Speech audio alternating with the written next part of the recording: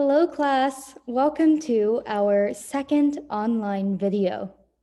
Today, we will learn new information about chapters 3 and 4. So, let's get started. First, I want to summarize chapters 1 and 2 again, just to make sure everyone understands the beginning of the book. Luckily, I have your wonderful pictures to help illustrate chapters 1 and 2.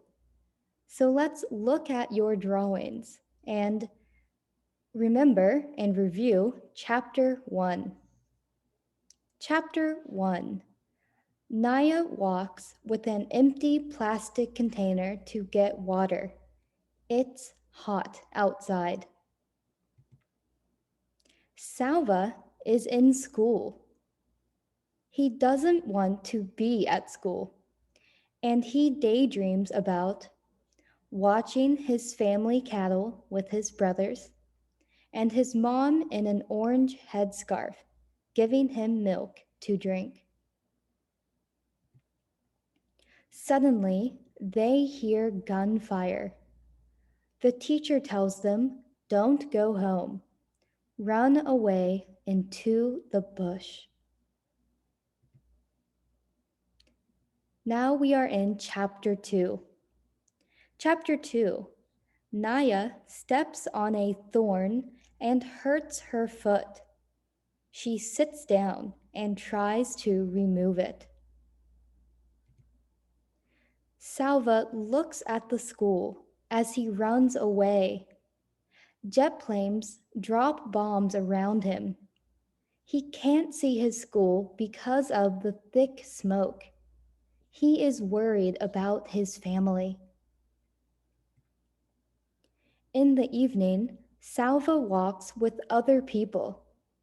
He finds villagers from Lun Arik, but they aren't his family. The next day, the villagers meet rebel soldiers, and the soldiers surround them, holding guns. The soldiers take them to a camp and divide the villagers into two groups: men and teenage boys, and women, children, and elderly people. Salva is 11 years old. Salva is conflicted because he doesn't know which group to join. He walks towards the men's group, right? But a soldier stops him. The soldier points a gun at Salva, and Salva thinks he is going to die and never see his family again. But the soldier laughs a little and simply tells Salva he is not a man yet and to join the other group. The next day, the soldiers force the men's group to carry supplies. One man protests, and he is hit in the head with the back of a gun. After the man is hit, no other men protest. The soldiers and the men leave. In the new group, Salva is the only child, except for an infant, a very small baby. The villagers find a barn to sleep in. The next day, Salva wakes up. The group of villagers left him. He is completely alone, right? So this is the end of chapter 2. Very good job drawing and summarizing the book. Great job illustrating. Thank you to the students whose pictures I used for this video. Thanks for helping teaching the class. Okay, let's move on. Maybe you are wondering, Why was Salva's village bombed? Let's talk about the setting, specifically the historical setting of the book. You can find more information on page 118. So, this book is about real events. When Salva was a boy, a war was happening in southern Sudan. This war is known as the Second Sudanese Civil War. Second Sudanese Civil War. One more time. Second Sudanese Civil War. Good. A civil war is when a country and its people is fighting itself, right? So people from the same country are fighting. The reasons for the war is complicated. If you want, you can research it on Naver. But overall, in summary, it was a fight about what? Religion, yes. Also, not having enough money, food, water, and other resources also encouraged the fighting. So, Salva's village was bombed because one team of the war wanted to hurt and weaken the other team. They don't care about hurting innocent people like Salva and his family. So, this is why Salva's village was bombed in the beginning. Salva is stuck in a war. Now, let's move to chapters 3 and 4. It's time for the bell ringer. Do you remember what we read last week? Let's look at the questions. Question 1. What food does the old woman give Salva to eat? What did you write? Did you write peanuts? The correct answer is peanuts.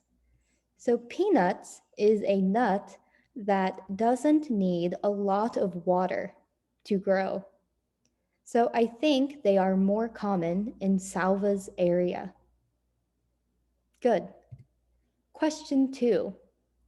What is Naya's sister's name? And how old is she? What is her name? Can you say it? The answer is Akir. Akir. Naya's sister's name is Akir, and she is 5 years old. Very good. Now let's look at chapter 3. This is the beginning of chapter 3. We are in where? Southern Sudan in 2008. Now I want to look at this paragraph. The smudge on the horizon gained color as Naya drew nearer, changing from hazy gray to olive green. So the horizon is here, where the sky meets the land, far in the distance. This is the horizon. As Naya drew nearer, this just means as Naya walked closer, walked closer. So as Naya walked, the horizon changed color from gray to green. So that means in this area, the color was gray. But as Naya kept walking, the color changed to green. Usually plants and green means water, right? So she is getting closer to water.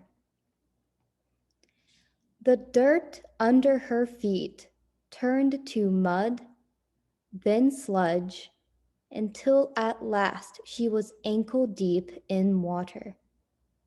So she has found water, but it's not very deep. It's only to her foot, her ankle. Then she talks about the pond. And then Naya took the hollowed gourd that was tied to the handle of the plastic container. Now, what is a gourd? A gourd is a plant. It is hollow or empty inside. Many people use these as bowls and cups. So she took a hollowed gourd and drank. She untied it, scooped up the brown muddy water, and drank. Now, this is important. She scooped up brown muddy water. So, is her water clean? No, it's not. But it's all she has. Then Naya fills her plastic container all the way to the top. She fills it up. She tied the gourd, here are other gourds here, back in place. So she reties the gourd and took the padded cloth donut from her pocket. Oops, sorry. The donut went on her head first, followed by the heavy container of water. So maybe she looks something like this. This is the donut of cloth that makes carrying the water more comfortable. Okay, and then she walks home. She walks home. Now we are back with who? Salva, yes. The tears were hot in Salva's eyes. This is an expression for crying when you are angry or crying when you are frustrated. So he is very upset because he's alone, right? He's only 11. Can you imagine leaving a child? Probably not, but children, they were afraid a child were slow them down and it would be very difficult. So they left. Okay, so he walks outside and he finds a woman sitting in the sun, holding his breath. This means not breathing, kind of because you are scared. He crept closer until he could see her face clearly. The ritual scar patterns on her forehead were familiar. They were Dinka patterns, which meant she was from the same tribe as Salva. So, the different tribes of southern Sudan have marks or scars on their forehead. This is the Dinka tribal patterns, the ritual scar patterns. So Salva saw the woman with these scars and he knew they were the same tribe. So probably more friendly to him. Okay, let's go to the next page. So when Salva saw the scars, he was relieved. The book then talks about the Nuer and the Dinka tribe. The Nuer and the Dinka tribe had a long history of trouble. No one knew, this is saying here, no one agrees what is Nuer land and what is Dinka land. So they fight over water. They fight over water. This says many people on both sides had been killed. Now, this is not the same as the war that was going on now, the war that bombed Salva's village. So, where Salva lives, there's a lot of fighting between different groups. And why? Mostly for resources, mostly for things people have to have. Okay, anyway, the woman looked up and saw him. She was friendly and gave him peanuts, 2 handfuls of raw peanuts. Squatting on his haunches, which is like this. So he squats and sits and eats the nuts, eats the nuts. The old woman asks him, "Are you an orphan?" Salva says no quickly. What is an orphan? An orphan is someone who doesn't have parents. So he says, no, no, no, no, no. I have a family. I do not know where my family is. So Salva stays with the woman.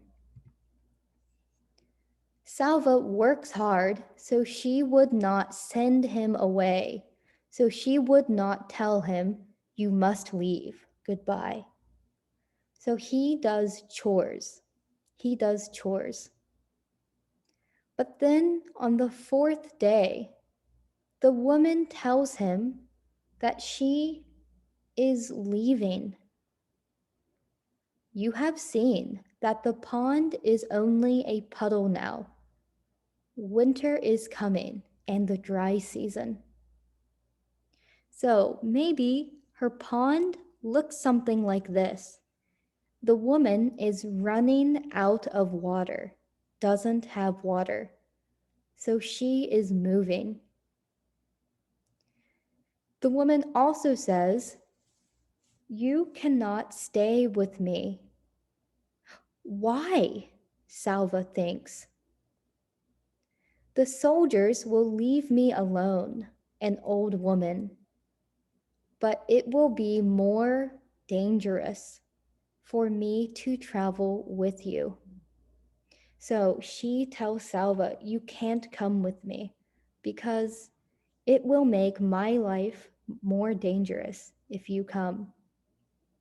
She is sorry. She shook her head in sympathy, kind of like, "I'm sorry, I'm sorry." Salva is afraid. He goes back to the barn. But then Salva sees more people. Some people were walking towards the house, a small group, fewer than a dozen. A dozen is 12 people. Again, he sees people with these scar patterns, V-shaped scar patterns of Dinka. So again, these people were Dinka too. Maybe his family is here. And this is another picture of the African bush in southern Sudan. Oh, okay, now we are in chapter 4. We are back with Naya. Naya returns home. Naya's mom takes the water and fills 3 jars. Naya eats. Naya eats. When Naya is finished eating, what does her mom say? "Take Akir with you," who is Naya's sister. Akir is only 5, so Naya doesn't want to take Akir with her. She's too slow. but her mom says she needs to learn. Then here, Naya walks back to the water hole. So, in summary, Naya takes her 5-year-old sister to walk with her. Naya is collecting water her family needs to survive. Remember, it's difficult, but dirty water is better than no water. Naya walks to the pond twice a day, 2 times a day, and 7 months of the year. So, for 7 months of the year, Naya walks daily to the water hole twice a day. That is a lot of walking. Okay, here, Salva and the old woman is talking to the new group of Dinka people. They hesitate, but finally they take Salva. We will take him with us, the man said. Why? Because he is Dinka. So the old woman is nice, and she gave Salva a bag of peanuts and a gourd for drinking water. Again, she gives Salva a gourd. He doesn't have anything. He says goodbye and begins walking. The days became a never-ending walk. He's wondering about his family. And then the terrain changes from scrub to woodland. So maybe the land looked like this, but is slowly changing to more trees. They walked among strands of stunted trees. Stunted means like hard to grow, so short. They didn't have a lot to eat. A few fruits here and there, always either unripe or warm rotten. This is unripe. This is an unripe banana. And worm rotten means bugs make the food bad, like this. Now here, Salva makes a friend. Salva makes a friend. Walking next to him was a young man from the Jurchel tribe. Jurchel. His name is Buksa. Buksa slows down, and Salva is kind of worried. But then Buksa stopped walking, and Salva stops too. He was too weak and hungry to ask why they were standing still. Buksa cocked his head and furrowed his brow. This is when you think hard and you kind of move your head sideways, like you're concentrating, a concentrating expression. Then a slow smile spreads over Buksa's face. There, you hear? And guess what Buksa finds? He finds a beehive in a tree. Salva calls to the rest of the group. He had heard of this, that the Jurchel could follow the call of the bird called the honey guide. This is a honey guide bird. So Buksa listened for this bird and watched. He knew this bird would help him find honey. It's a very exciting because they're so hungry and weak. Chapter 4 ends with honey. This night they would feast. And feasting is eating a lot in happiness, like Winnie the Pooh. So, I hope this helps you understand a little chapters 3 and 4. Now, I want to summarize chapters 1 and 2 and 3 and 4 for you. If you need help writing in your notebook, you can write these summaries. So, chapter 1 summary, chapter 2 summary, and chapters 3 and 4. Now, with chapters 3 and chapters 4, these are summaries, but it's very important. Read chapters 3 and 4. Please read the book. These are very short summaries. So you need to read to learn other important information we will talk about in class. So these summaries are just to help you. Okay, let's read chapter 3 summary. Naya reaches the muddy waterhole. She drinks and fills her container. She begins walking home. Alone, Salva meets an older Dinka woman. She feeds him and he helps her with chores. After a few days, she tells him she must leave and he can't go with her. Salva panics, but he sees another group of Dinka people walking. Chapter 4. Naya returns home with water. On her second trip to get water, her mom tells her to take her 5-year-old sister, Akir.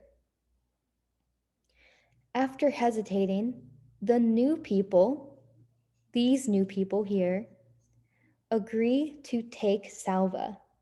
He makes a friend, a Jurchel boy named Buksa. They walk, and everyone is weak and hungry. Buksa finds a beehive by following a bird called a honey guide. Okay, very good.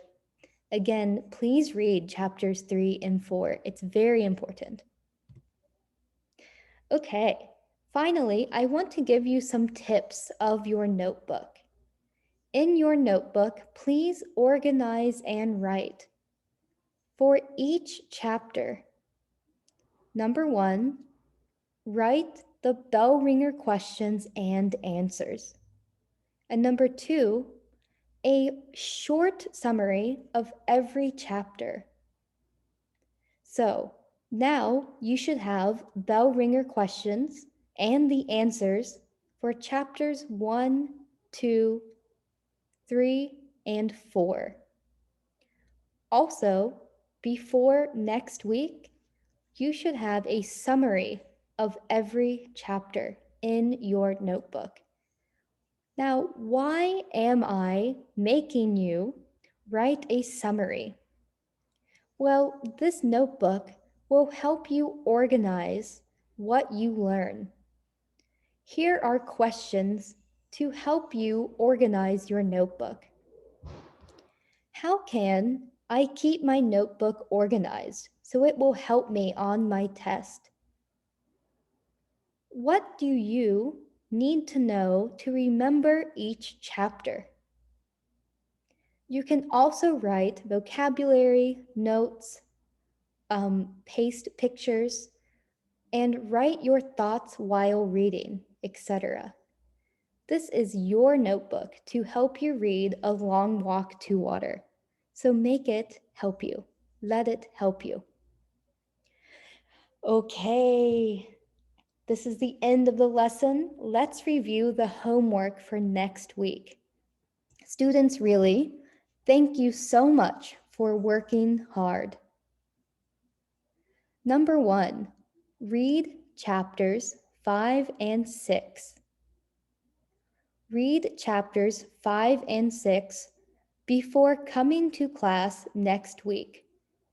The audio is in the Google Drive folder. Also, ask me questions about the reading. I love questions if you are confused. Number 2, answer the bell ringer. We have 3 questions. Question 1. What direction does Mariel tell Salva they are walking? Is it north, south, east, or west? 2. What tribe is Naya from? Is she Nuer, Dinka, Churchill, or the Atut? C. Where does Naya's family move twice per year? A. To grandparents' house. B. A larger watering hole. C. To a farm. Or D. A different village. So next week, read chapters 5 and 6 and write these questions and your answers in your notebooks. Okay? Okay. Thank you, students. I will see you next week. Thank you, class. Thank you. Goodbye.